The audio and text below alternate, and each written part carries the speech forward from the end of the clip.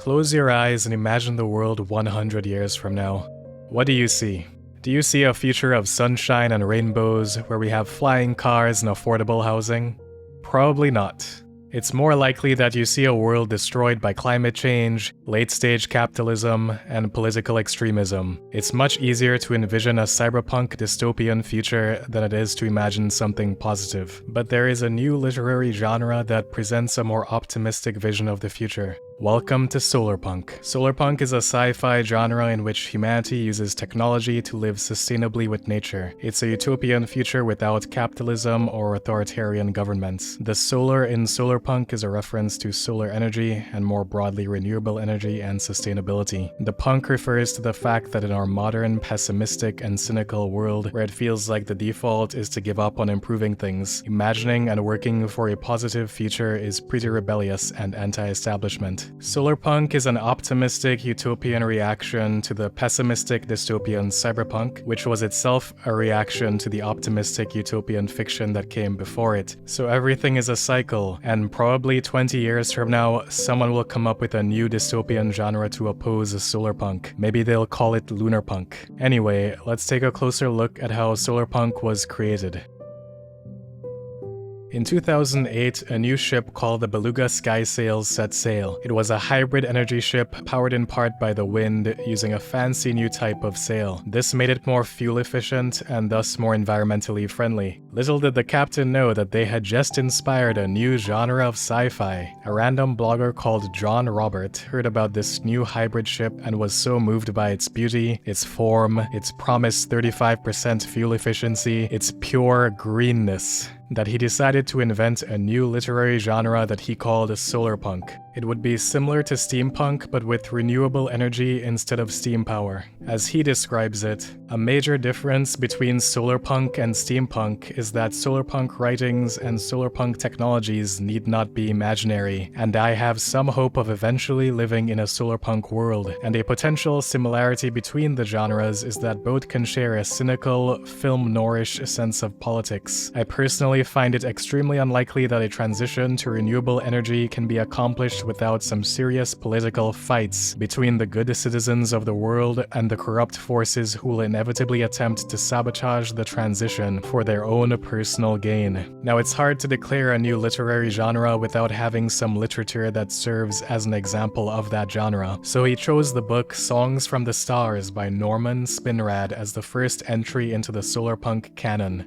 This is, admittedly, a very minor work of science fiction, but is built around the idea of a technologically sophisticated society which restricts itself to 4 renewable forms of energy: muscle, sun, wind, and water. I read this book over 25 years ago, and while the story is very forgettable, I have never escaped the vision of personal flying machines that cobbled their lift and energy requirements together from a combination of helium-filled glider wings, wind power, and a prop driven by good old bicycle pedals, chains, and gears. You can't get a whole lot more solarpunk than that. 1 year later, literary publicist Matt Staggs independently came up with a new genre that he called greenpunk, a sci-fi genre in which humanity uses technology to live sustainably with nature. I guess there was just something in the air in the late 2000s that made people dream of this environmental sci-fi future. Greenpunk is defined as a technophilic, spec-fic movement centered on characters using and being affected by the use of DIY renewable resources, recycling, and repurposing. Greenpunk would emphasize the ability of the individual and his or her responsibility for positive ecological and social change. Rejecting steampunk's romanticism while embracing its focus on approachable, knowable technology as opposed to the black box nature of digital tech, Greenpunk envisions a world in which the detritus of consumer culture as propagated by the elite is appropriated and repurposed by the masses toward the reconstruction of a devastated ecology and the address of social ills. Seems like this particular term never caught on, though the spirit lives on. It's kind of a shame because greenpunk might be a more accurate name. The iconic image of solarpunk isn't a solar panel, it's a bunch of greenery on a building. Solar energy isn't even necessary in solarpunk since any form of renewable energy works. Years later in 2012, the popular solarpunk Tumblr, solarpunks.net, was created by Adam Flynn, in. He was a prominent voice in the early days of Solarpunk and put in a lot of effort to bring it to life. I've been following Solarpunk as an embryo of an idea since about spring 2012. It's been coined independently half a dozen times, mostly because it's an easy analogy to make from steampunk, but no one was really doing anything with it. I gathered some interested parties in summer 2012, and we explored the subject of Solarpunk should be a thing, how do we make it a thing? We had a lot of theories and notes, but not yet a strong visual aesthetic, not yet something that would make it pop into broader awareness. If cyberpunk was here's this future that we see coming and we don't like it, and steampunk is here's yesterday's future that we wish we had, then Solarpunk might be here's a future that we can want and we might actually be able to get. In the summer of 2012, Adam published an essay entitled On the Need for New Futures, where he predicts COVID, but more importantly talks about the need for a Solarpunk vision of the future. We are starved for visions of the future that will sustain us and give us something to hope for. Solarpunk is in no small part about finding ways to make life more wonderful for us right now, and more importantly for the generations that follow us, i.e. extending human life as a whole species as opposed to just individually. Our future is about repurposing and creating new things through what we already have, as opposed to 20th century destroy it all and build something completely different type modernism. Our futurism is not nihilistic like cyberpunk, and it is not quasi-reactionary a la steampunk. It is about ingenuity, positive creation, independence, and community. We need these big futures in new directions towards things beyond cool toys for rich people. We are trying to make Solarpunk a concept, an aesthetic, a design fiction movement, a setting for role-playing games, because we need banners to rally around, and there is power in forming subcultures around ideas. So far, we have a lot of people talking about how they wish this Solarpunk genre existed, and theory crafting on what it could be, but at some point, someone needs to actually,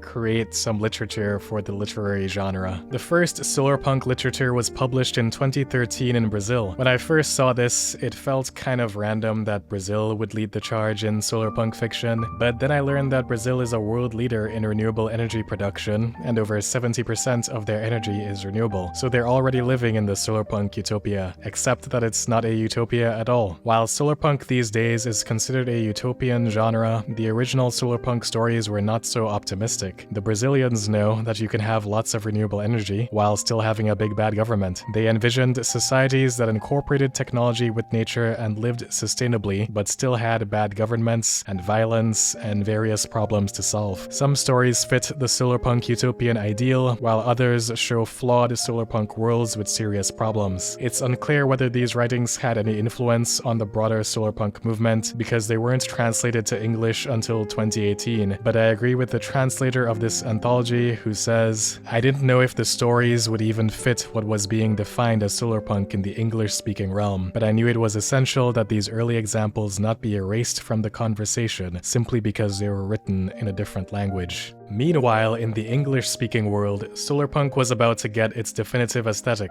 In 2014, Olivia Louise posted her vision of a Solarpunk aesthetic on Tumblr and proceeded to go viral, becoming the visual definition of Solarpunk. Okay, so I'm pretty sure that by now everyone at least is aware of steampunk with its completely awesome Victorian sci-fi aesthetic, but what I want to see is Solarpunk, a plausible near-future sci-fi genre which I like to imagine as based on updated Art Nouveau, Victorian and Edwardian aesthetics, combined with a green and renewable energy movement to create a world in which children grow up being taught about building electronic tech as well as food gardening and other skills, and people have come back around to appreciating artisans and craftspeople, from stonemasons and smithies to dressmakers and jewelers, and everyone in between. A balance of sustainable, energy-powered tech, environmental cities, and wicked cool aesthetics. The post includes some cool outfits and interesting architecture, but the iconic image that stands out is this city with a water road and buildings with trees on them. The entire Solarpunk aesthetic can often be reduced to slap trees on buildings and maybe throw in some futuristic tech. All of this early writing and thinking was combined into a Solarpunk manifesto in 2019. The manifesto defines Solarpunk as a movement in speculative fiction, art, fashion, and activism that seeks to answer and embody the question, what does a a sustainable civilization look like, and how can we get there? The aesthetics of Solarpunk merge the practical with the beautiful, the well-designed with the green and lush, the bright and colorful with the earthy and solid. Solarpunk can be utopian, just optimistic, or concerned with the struggles en route to a better world, but never dystopian. As our world roils with calamity, we need solutions, not only warnings. Solutions to thrive without fossil fuels, to equitably manage real scarcity and share in abundance, instead of supporting false scarcity and false abundance, to be kinder to each other and to the planet we share. Solarpunk is at once a vision of the future, a thoughtful provocation, a way of living, and a set of achievable proposals to get there. The punk in Solarpunk is about rebellion, counterculture, post-capitalism, decolonialism, and enthusiasm. It's about going in a different direction than the mainstream, which is increasingly going in a scary direction. This manifesto notably declares that Solarpunk is not just a literary genre, but also a social movement. Solarpunk is a movement as much as it is a genre. It is not just about the stories, it is also about how we can get there.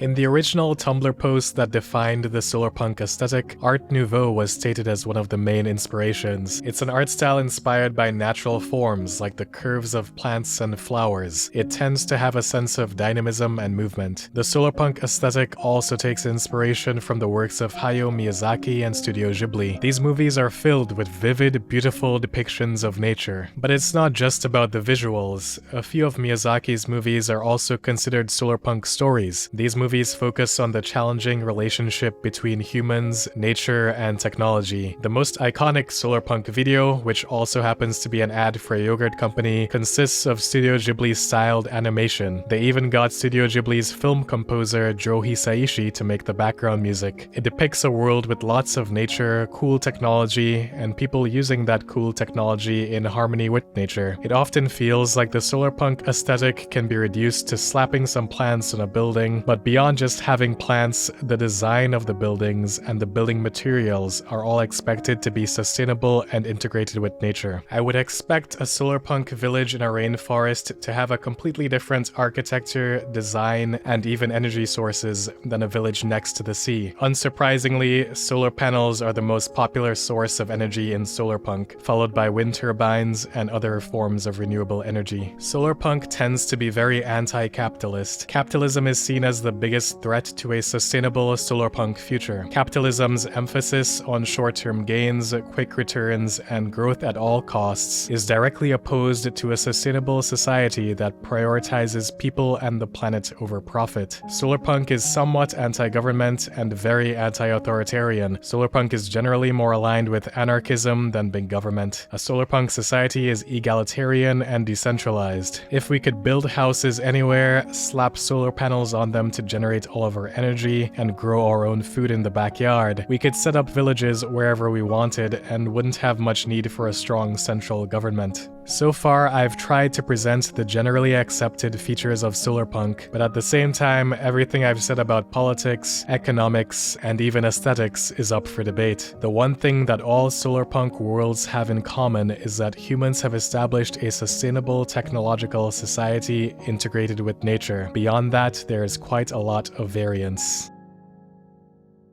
There are no movies explicitly made in the Solarpunk genre, but there are some pre-existing movies that embody aspects of Solarpunk. Studio Ghibli movies were a big inspiration for the Solarpunk aesthetic, and there are some Ghibli movies that people consider Solarpunk. These movies are Castle in the Sky, Princess Mononoke, and Nausicaa of the Valley of the Wind. Let's dive more into Nausicaa as an example. There are very light spoilers for Nausicaa ahead, nothing major about the plot, but if you want to skip this, go to this timestamp.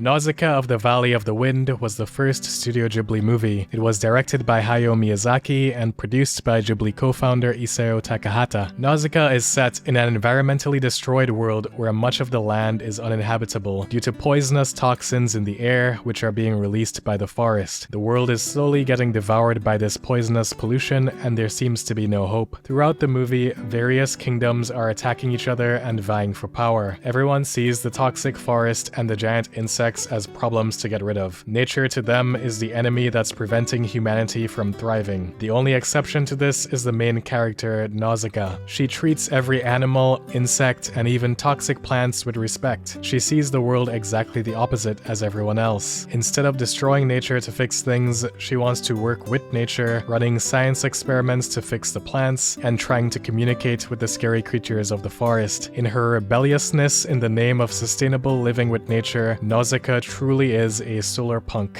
Black Panther is a good example of embodying the Solarpunk aesthetic while not embodying anything else about Solarpunk. This all looks very nice. It's a society integrated with nature. It's very solar, but it's also a monarchy where the authoritarian ruler is decided either by birth or by combat, which is not very punk. But boy do these cities look aesthetic. When it comes to games, there are explicit Solarpunk creations. The aptly titled Solarpunk is a survival, crafting, farming, cozy game in a Solarpunk world. And there's another game called Loftia, which is a survival, crafting, farming, cozy game in a Solarpunk world. These games are both releasing around 2025, so fans of Solarpunk gaming will have a nice wide variety of experiences to choose from. There are quite a few games with an environmental focus that aren't explicitly Solarpunk, like Terra Nil, where your job is to use technology to rebuild ecosystems, then remove all trace of your involvement to make things truly natural, or No Place Like Home, where you get to clean up lots of trash. There are many more similar games out there. Even the best board game ever made is jumping on the Solarpunk bandwagon. With the Catan New Energies variant, you have to make trade-offs between fossil fuels and renewable energy, and work together to solve the looming climate crisis while trying to win for yourself. I haven't played it yet, but it sounds like fun. The one format where Solarpunk has thrived from the beginning is short stories. From the first Brazilian Solarpunk short stories in 2012 to now, many Solarpunk short story anthologies have been published. These stories cover a wide range of possibilities. Like I mentioned before, the Brazilian short stories weren't all sunshine and rainbows. Then there's a short story collection entirely about Solarpunk worlds with dragons, whether they be biomechanical dragons or plain old fantasy dragons. When it comes to fully fledged novels, there are no explicitly Solarpunk ones, but there are a few Eco-utopia novels that embody a lot of the Solarpunk vibe. There's the classic Eco-utopia, which, as the name suggests, introduced one of the first ecological utopias. Ursula K. Le Guin's The Dispossessed presents an anarchist utopia. Starhawk's Fifth Sacred Thing presents a feminist eco-utopia in San Francisco. And Kim Stanley Robinson's Pacific Edge presents another eco-utopia set in a futuristic California. And by California, I mean Orange County. These aren't Solarpunk per se, since they were written before Solarpunk became a thing, but they each embody some key aspects of the Solarpunk philosophy. While there may not be an explicit Solarpunk novel, there is an explicit Solarpunk novella series called Monk and Robot, written by Becky Chambers. A Psalm for the Wild Built and A Prayer for the Crown Shy were published in 2021 and 2022 respectively. These are by far the most popular pieces of Solarpunk literature and seem to only be growing in popularity. A Psalm for the Wild Built even won a Hugo Award in 2022. When it comes to utopian fiction in general, and Solarpunk in particular, people often think that the story must be boring, because what interesting story could you possibly tell about a utopia? Where is the conflict if people aren't killing each other? Well, it turns out that even a utopia is made of people, and people are really good at creating interpersonal problems, mental problems, and all kinds of other problems. In Monk and Robot, the central conflict is the main character having an existential crisis and going on a journey of self-discovery as they try to figure out what to do with their lives. Something that's a little bit too relatable, and is something that I would expect to happen in a utopia, because when you have your basic needs met, the real challenge is figuring out what you're supposed to be doing. The books are mostly a bunch of philosophical conversations and an exploration of a beautiful Solarpunk world. I won't spoil the plot or the great philosophy conversations, you should read the book for that. But given that this is the most definitive Solarpunk literature at the moment, I want to dive more into the world building. What is the Solarpunk world of Monk and Robot? Our civilization is set on some faraway moon called Panga, which has a single continent. Half of the continent is designated for human use, while the rest is left to nature. It seems like no one really does any sea travel, so the ocean is mostly untouched. There is one major city and many smaller towns and villages with their own unique culture and aesthetic. Panga is simultaneously high-tech and low-tech. Everyone has a pocket computer, and they are all the typical household appliances powered by renewable energy. At the same time, there doesn't seem to be any air travel, let alone space travel, and our protagonist goes from place to place on an e-bike with a trailer attached. I mean, they probably don't need the space travel, seeing as they are living in a sustainable solarpunk utopia. Not much reason to leave. Unlike our modern technology, which stops working in a few years, forcing you to buy a replacement, the technology on Panga is built to last a lifetime. People usually opt to repair existing things instead of making new ones, which helps reduce waste. Robots exist, but aren't involved in human society at all. Basically, robots were used a lot during the factory age, but then they became sentient and browsed r/anti-work and realized that spending their lives working a 9 to 5 wasn't ideal, so they decided to stop working and move into the forest, where they could live in a world without any human influence. After this, humans decided never to build robots again and transitioned to this new solarpunk world. The main city is a classic solarpunk city, and by that I mean skyscrapers with trees. A towering architectural celebration of curves and polish and colored light, laced with the connective threads of elevated rail lines and smooth footpaths, flocked with leaves that spilled lushly from every balcony and center divider, each inhaled breath perfumed with cooking spice, fresh nectar, laundry drying in the pristine air. There are tall buildings with greenery on them, trains that run on renewable energy, and nice fresh air. There are also lots of bugs like butterflies and beetles. The city grows most of its food in vertical farms and rooftop orchards, though it still imports some crops that require horizontal farming from nearby villages. They even have underground farms. Some buildings have unique architecture that make them a work of art, while other buildings have artwork painted on them. The big city has satellite villages, which are inspired by Ebenezer Howard's Garden Cities. The villages are designed in rings. The outer ring is farmland, followed by a traveler's clearing where anyone can park their e-bike RV, then a residential housing ring filled with cob houses, and finally the central ring, which is the marketplace.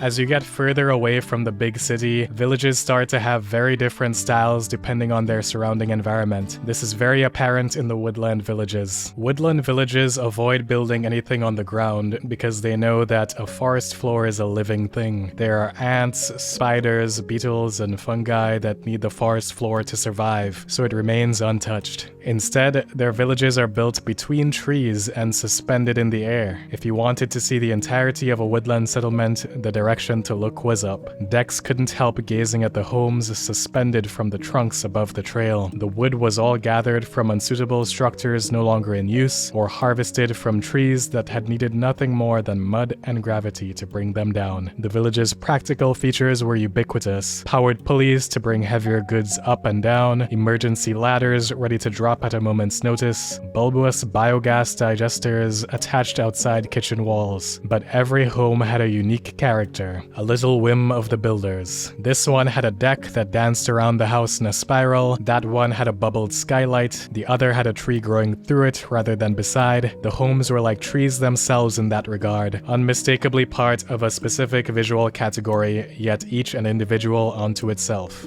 Riverland villages were built by recycling all the polluted waste that was previously dumped into the rivers and surrounding landfills. After cleaning up the Riverland villagers became masters of recycling. The tamer junk scavenged by the river folk remained the backbone of a village like Cat's Landing. There were houses made of plastic, of old tires, of shipping crates painted every color a human eye could perceive. Cracks bestowed by age were patched with modern touches like mycelium or bacterial cement, giving an impression like that of broken teacups mended with gold, a lasting beauty born out of brief destruction. Some of the river bills stood on the grassy banks, but just as many bobbed on the water itself, buoyed by old rain barrels or perched upon stilt-like supports made from discarded plumbing pipes. Everything there was constructed to withstand the moods of rising tides and heavy rains, but resilience had not been the builder's only intent. Flights of fancy could be found everywhere. There were windmills and whirligigs made of old-fashioned bicycle wheels, mosaics crafted from bottle caps and resin, sculptures decorated with splashes of forbidden materials sporting colors found nowhere in nature. It was a town built of trash, but its current incarnation transcended that unseemly origin. Cat's Landing was a feast for the eyes, dazzling in an eccentric way.